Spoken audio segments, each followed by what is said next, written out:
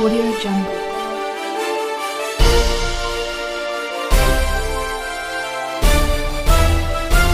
Audio Jungle. नमस्कार दोस्तों, मैं महिपाल सिंह काजला विनय कोचिंग पलसाना के यूट्यूब चैनल पर आपका स्वागत है। दोस्तों, पिछले वीडियो में हमने बात की थी राजस्थान की स्थलीय सीमा की।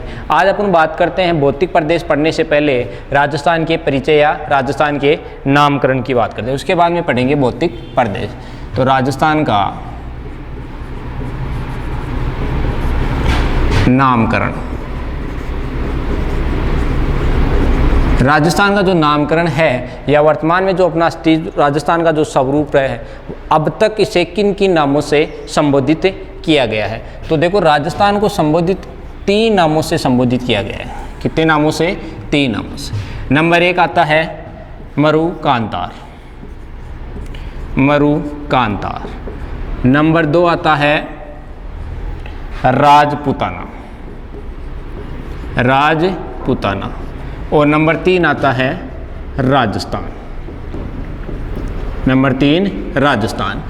नंबर 1 मरुकांतार, नंबर 2 राजपुताना और नंबर 3 राजस्थान। देखो, इनसे पहले एक शब्द और काम में लिया गया है राजस्थान शब्द के लिए, ब्रह्मव्रत, ब्रह्मव्रत शब्द या ब्रह्म प्रदेश। तो ये जो ब्रह्मव्रत है, ये शब्द ओनली फॉर गंगानगर व हनुमानगढ़ के लिए, गंगानगर व हनुमानगढ़ के लिए, या अपन यूँ बता सकते हैं घग्गर व सतलज या के मध्य का जो दोआब क्षेत्र था या घग्गर नदी के जो उत्तर का भाग था, उसे किस नाम से संबोधित किया गया है? ब्रह्मव्रत। तो ये संपूर्ण भूभाग के लिए न होकर ओनली फॉर एक सीमित क्षेत्र के लिए था, और वो था घग्गर नदी का दोआब क्षेत्र। तो अर्थात अपन बता सकते हैं गंगानगर व हनुमानगढ़ जो जिले हैं, उनके लिए कौन सा शब्द काम में लिया गया है? ब्रह्मव्रत। जबकि अपन बात करें कि संपूर्ण भूभाग के लिए, तो संपूर्ण भूभाग की बात की जाए तो उनमें सबसे पहले बात करते हैं मरु कांतार की। तो मरु कांतार का पहले बात करते हैं इसका शाब्दिक अर्थ। तो मरु कांतार का जो शाब्दिक अर्थ है वो है शाब्दिक अर्थ। तो मरु मेखलाओं से युक्त प्रदेश, मरु मेखलाओं से युक्त प्रदेश, मरु मेखलाओं से युक्त प्रदेश। अर्थात अपन बता सकते हैं कि मरु मेखलाओं की जो लंबी कतारें होती हैं, उन्हें क्या बोला गया है? मरु कांतार। और इस शब्द का सबसे पहले प्रयोग महर्षि वाल्मीकि ने किया था, महर्षि वाल्मीकि ने किया था। और महर्षि वाल्मीकि ने अपने ग्रंथ जिसका नाम रामायण, तो इस शब्द का उल्लेख कहाँ मिलता है? रामायण में। और यह उल्लेख करने वाला व्यक्ति कौन था? महर्षि वाल्मीकि। शाब्दिक अर्थ पूछा जाए तो मरु मेखलाओं से युक्त प्रदेश। उसके बाद में बात करते हैं अपन राजपुताना की। जो राजपुताना शब्द है, नंबर 2 राजपुताना जो शब्द है, राजपुताना शब्द की बात की जाए तो राजपुताना शब्द का सबसे पहले प्रयोग जॉर्ज थॉमस ने किया था, जॉर्ज थॉमस ने किया था। जो जॉर्ज थॉमस था, इस जॉर्ज थॉमस ने इस शब्द को 1800 ईस्वी में किया। तो यदि आपसे पूछा जाए कि राजपुताना शब्द का सबसे पहले प्रयोग किसने किया, तो करने वाला व्यक्ति कौन था? George Thomas. और कब किया? 1800 ईस्वी में। हालांकि बात करते हैं तो इसने इस शब्द को मौखिक रूप से काम में लिया था। किस रूप से काम में लिया था? मौखिक रूप से काम में लिया था। जॉर्ज थॉमस की बात की जाए तो यह मूलतः आयरलैंड का निवासी था। कहाँ का निवासी था? आयरलैंड का निवासी था। जॉर्ज थॉमस मूलतः कहाँ का निवासी था? आयरलैंड का। और यह एक अंग्रेज सैन्य अधिकारी था, अंग्रेज सैन्य अधिकारी था। जब इसके पुष्टि की प्रमाण की बात की जाए कि क्या वास्तविक में जॉर्ज थॉमस ने सबसे पहले राजपुताना शब्द को काम में लिया था, तो इसके प्रमाण की बात की जाए तो इसके प्रमाण में सबसे पहले इसकी पुस्तक आती है जिसका नाम है द मिलिट्री मेमोरियर्स,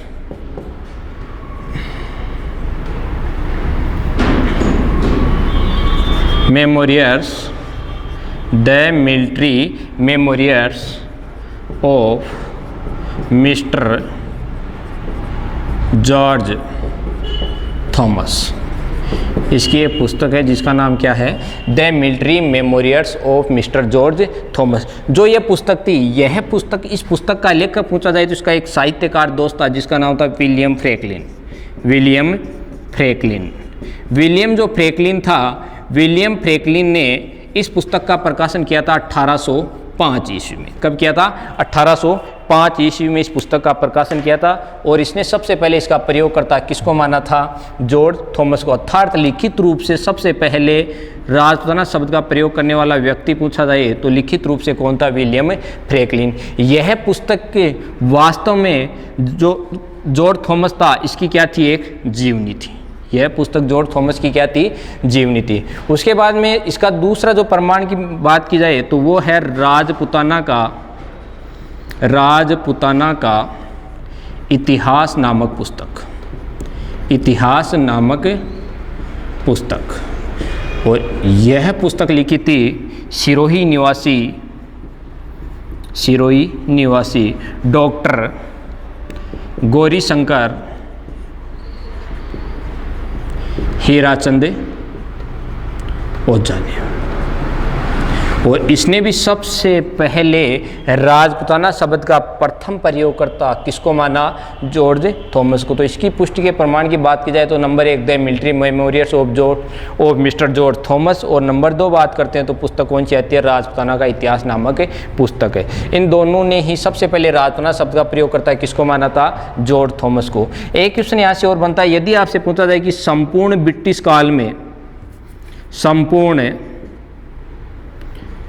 ब्रिटिश काल में राजस्थान को किस नाम से संबोधित किया गया था? तो आंसर देना है राजपुताना के नाम से संबोधित किया गया। एक बार वापस सुने, राजस्थान का नामकरण सबसे पहले लेते हैं मरुकांतार। तो मरुकांतार का शाब्दिक अर्थ क्या होता है? मरु मेखलाओं से युक्त प्रदेश। इसका सबसे पहले प्रयोग किसने किया? तो महर्षि वाल्मीकि ने। किस ग्रंथ में किया था? रामायण में किया था। उसके बाद में नंबर 2 बात करते हैं राजपुताना की। तो राजपुताना शब्द का सबसे पहले प्रयोगकर्ता कौन था? George Thomas. कब किया था? 1800 ईस्वी में। किया कैसे था? मौखिक रूप से। उसके बाद में मूलतः कहाँ का निवासी था? आयरलैंड का। यह एक क्या था? अंग्रेज सैन्य अधिकारी। उसके बाद में इसके प्रमाण की बात की जाए पुष्टि की तो the military memorials of mister George Thomas नामक पुस्तक, जो यह पुस्तक लिखी किसने थी? विलियम फ्रैंकलिन ने। और विलियम फ्रैंकलिन ने इस पुस्तक का प्रकाशन कब किया था? 1805 ईस्वी में। लिखित रूप से सबसे पहले राजपुताना शब्द का प्रयोग करने वाला व्यक्ति कौन था? विलियम फ्रैंकलिन था। वास्तव में देखा जाए तो जो the military memorials of mister George Thomas जो पुस्तक थी वो जॉर्ज थॉमस की क्या थी? जीवनी थी। विलियम फ्रैंकलिन ने पहला प्रयोगकर्ता किसको माना? राजपुताना शब्द का जॉर्ज थॉमस को। दूसरे प्रमाण की बात की जाए तो एक पुस्तक है राजपुताना का इतिहास नामक पुस्तक, और इस पुस्तक का लेखक कौन था? सिरोही निवासी डॉक्टर गौरीशंकर हीराचंद ओझा। और इसने भी राजपुताना शब्द का पहला प्रयोगकर्ता किसको माना था? जॉर्ज थॉमस को। संपूर्ण ब्रिटिश काल में पूछा जाए तो भी आंसर क्या देना है? राजपुताना। अब बात करते हैं नंबर 3 किसकी? राजस्थान की।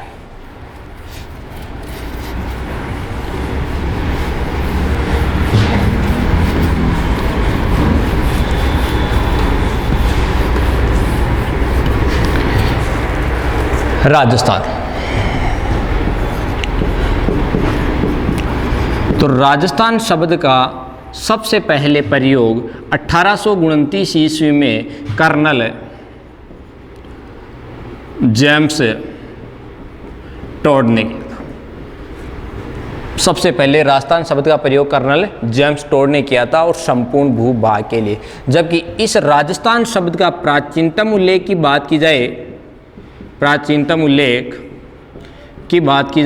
तो प्राचीनतम उल्लेख राजस्थान में एक शिलालेख है जिसका नाम है बसंतगढ़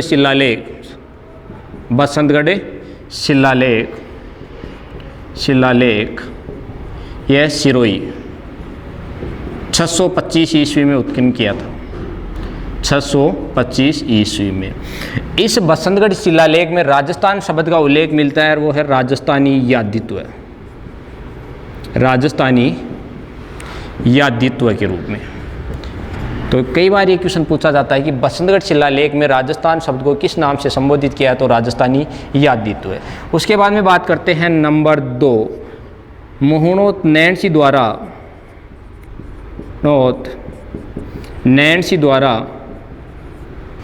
रचित नैणसीरी ख्यात। और नंबर 3, कवि वीर भाण द्वारा रचित राजरूपक ग्रंथ। कवि वीर भाण द्वारा रचित राजरूपक ग्रंथ।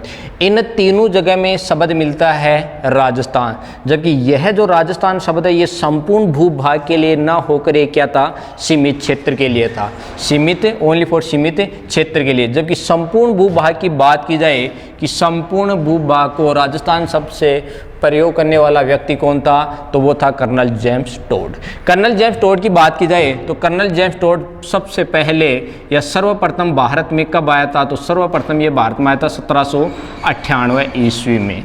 भारत में सबसे पहले कब आया था, 1798 ईस्वी में। जबकि राजस्थान की बात की जाए तो यह राजस्थान में सबसे पहले 1818 ईस्वी में, 1818 ईस्वी में कहाँ आया था, मेवाड़। कहाँ आया था, मेवाड़ का। और मेवाड़ का क्या बनाया था इसको, पॉलिटिकल एजेंट। किसको, कर्नल जेम्स टोड को। तो राजस्थान में 1818 में, जबकि भारत की बात की जाए तो 1798 में आया था। 1818 ईस्वी में इसने मेवाड़ में आया था और उसके बाद में स्वास्थ्य के कारण या स्वास्थ्य बीमारी के कारण 1822 ईस्वी में वापस कहाँ चला गया था, ये इंग्लैंड चला गया था। कहाँ चला गया था, इंग्लैंड चला गया था।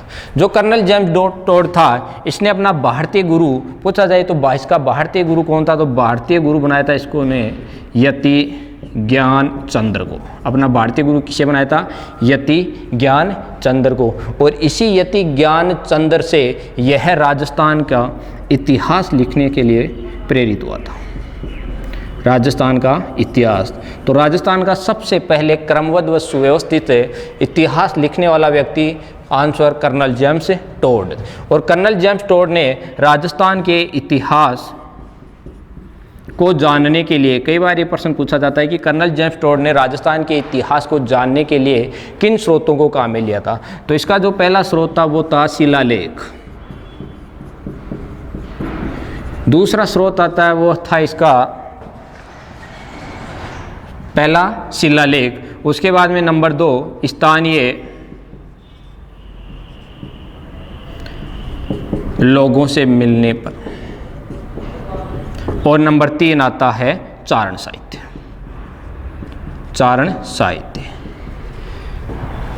कर्नल जेम्स टोड ने राजस्थान का इतिहास के स्रोत के बारे में जानकारी कहाँ से ली या किन स्रोतों से जानकारी ली, तो नंबर 1 शिलालेख, चारण साहित्य व स्थानीय लोगों से मिली। उसके बाद में इसने राजस्थान के इतिहास पर एक पुस्तक लिखी थी, या इसने पुस्तक लिखी थी 1829 ईस्वी में, the annals and antiquities, the annals and antiquities of Rajasthan. The annals and antiquities of Rajasthan. जो यह पुस्तक थी, यह पुस्तक राजस्थान के इतिहास पर लिखी गई पहली सुव्यवस्थित व क्रमबद्ध पुस्तक थी। राजस्थान के इतिहास पर लिखी गई पहली सुव्यवस्थित व क्रमबद्ध पुस्तक कौन सी थी, the annals and antiquities of Rajasthan. अतः कर्नल जेम्स टोड को राजस्थान के इतिहास का जनक कहा जाता है। क्या कहा जाता है, इसको जनक कहा जाता है। इसने जब ये स्रोत इकट्ठे किए थे या इतिहास जानने के स्रोत इकट्ठे किए तो इसने ग्रामीण समुदाय में घोड़े का इस्तेमाल किया था, अतः इसे घोड़े वाला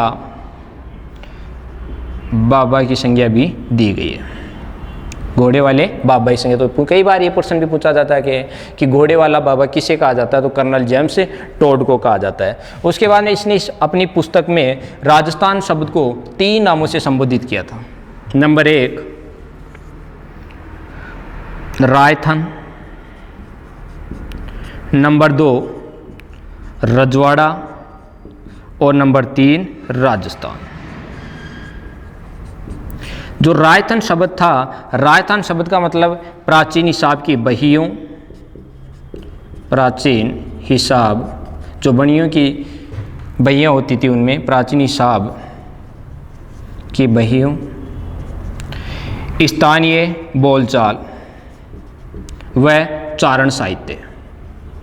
चारण साहित्य, इनमें किसका प्रयोग किया गया, राजस्थान। अर्थात अपन राजस्थान की बात की जाएगी, राजस्थान शब्द का प्रयोग कहाँ किया गया, तो प्राचीन हिसाब की बहियों में, स्थानीय बोलचाल में और चारण साहित्य में किस शब्द को काम में लिया गया था, राजस्थान को। जबकि रजवाड़ा की बात की जाए तो राजस्थान का जो अधिकांश भाग था वो राजपूतों के अधीन था।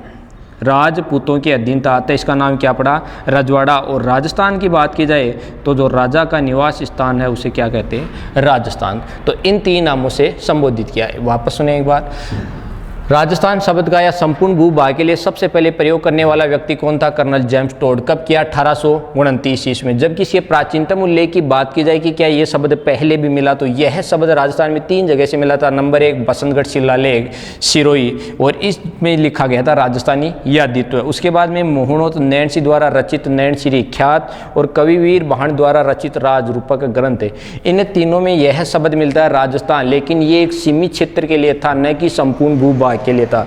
संपूर्ण भूभाग के लिए प्रथम प्रयोगकर्ता किसको माना जाता है, कर्नल जेम्स टोड को।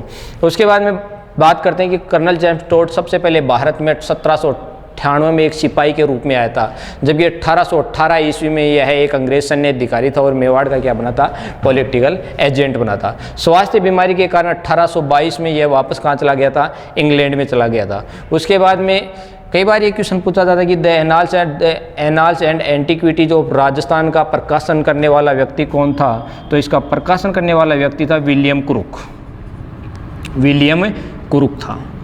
जबकि लिखी किसने थी, कर्नल जेम्स टोड ने।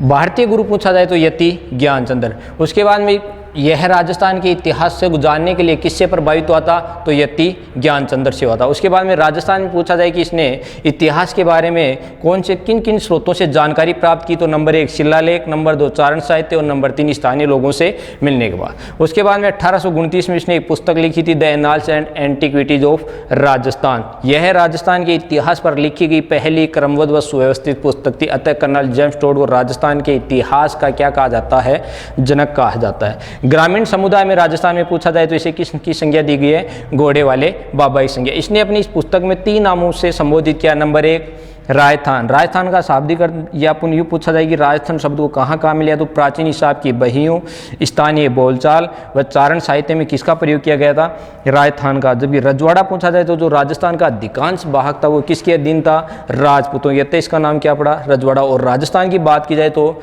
राजा का निवास स्थान। उसके बाद में बात करते हैं कि स्वतंत्रता के बाद में राजस्थान शब्द का सबसे पहले प्रयोग कब हुआ। तो स्वतंत्रता के बाद की बात की जाए तो स्वतंत्रता के बाद में सबसे पहले बात करते हैं अपन कि एकीकरण के दूसरे चरण में अर्थात 25 मार्च 1948 को एकीकरण के दूसरा चरण हुआ था, वो कब हुआ था, 25 मार्च 1948 को। और 25 मार्च 1948 को एक इकाई बनी थी, पूर्व राजस्थान संघ। तो हमें बात करनी कि स्वतंत्रता के पश्चात राजस्थान शब्द को कब काम में लिया गया, तो एकीकरण के द्वितीय चरण में 25 मार्च 1948 को किस इकाई के रूप में, पूर्व राजस्थान संघ। उसके बाद में बात करते हैं कि राजस्थान को विधिवत मान्यता कब मिली, तो विधिवत मान्यता मिली थी राजस्थान को देश का संविधान लागू होने के साथ, बोले तो 26 जनवरी 1950 को। विधिवत मान्यता कब मिली, 26 जनवरी 1950 को।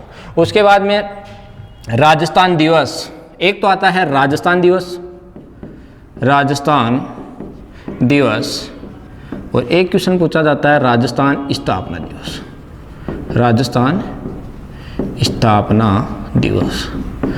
तो देखो दोस्तों, राजस्थान दिवस और राजस्थान स्थापना दिवस दोनों लगे। राजस्थान दिवस तो मनाया जाता है 30 मार्च को, क्योंकि 30 मार्च को राजस्थान की 4 बड़ी रियासतों का एकीकरण हुआ था, उसमें राजस्थान दिवस मनाया गया था। और राजस्थान दिवस 30 मार्च को, जबकि राजस्थान स्थापना दिवस पूर्ण एकीकरण हुआ था 1 नवंबर 1956 को। तो राजस्थान स्थापना दिवस की बात की जाए तो राजस्थान स्थापना दिवस 1 नवंबर को। तो राजस्थान दिवस पूछा जाए तो 30 मार्च, और राजस्थान जो स्थापना दिवस है वो कब मनाया जाता है, 1 नवंबर को मनाया जाता है। तो दोस्तों ये था राजस्थान का नामकरण। धन्यवाद।